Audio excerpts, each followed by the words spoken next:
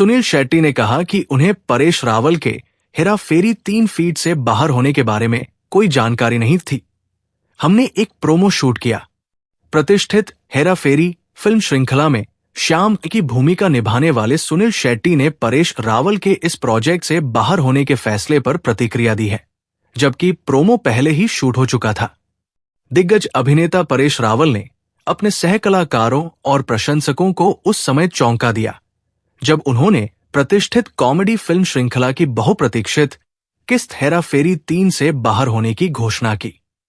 उनके अचानक बाहर निकलने से उद्योग में हलचल मच गई, क्योंकि फिल्म के निर्देशक प्रियदर्शन और परेश के सहकलाकार अक्षय कुमार और सुनील शेट्टी को भी इसके बारे में कोई जानकारी नहीं थी।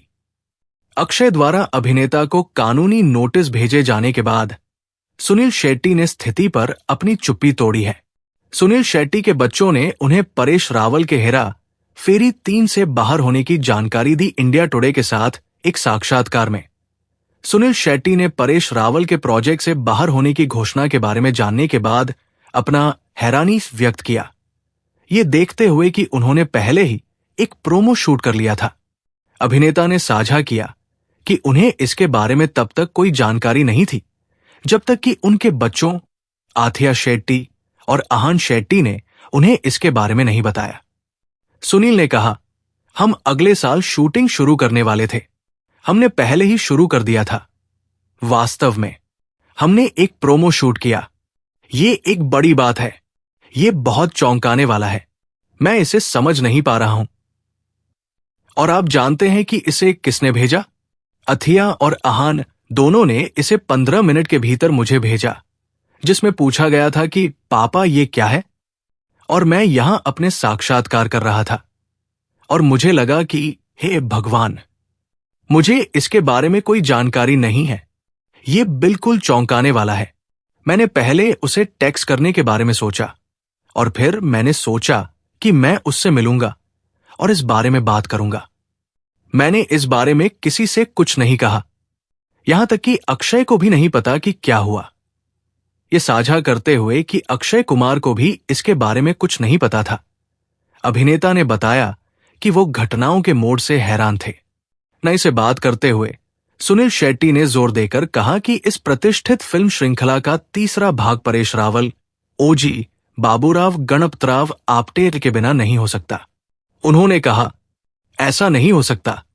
परेश रावल के बिना 100% नहीं हो सकता। मेरे और अक्षय के बिना इसकी 1% संभावना हो सकती है, लेकिन परेश जी के बिना 100% नहीं हो सकता। नहीं, ऐसा नहीं है। राजू और श्याम, अगर बाबू द्वारा उन्हें यहां पीटा नहीं जाता है तो ये काम नहीं करता है। अक्षय कुमार ने परेश रावल के खिलाफ 25 करोड़ रुपए का मुकदमा किया।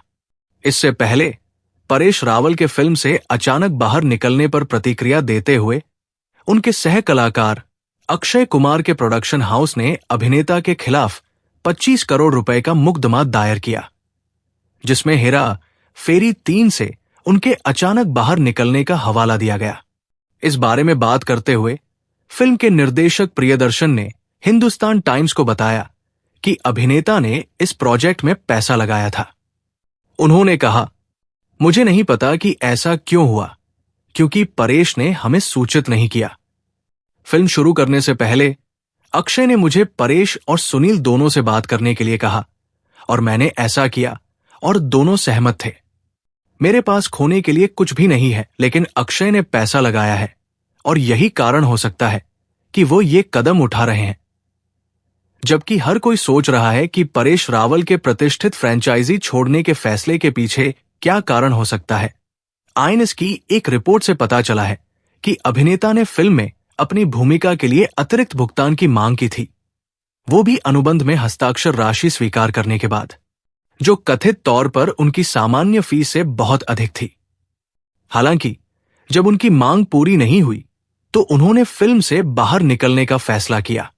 हेरा फेरी 3 से परेश रावल के अचानक बाहर निकलने पर आपके क्या विचार हैं?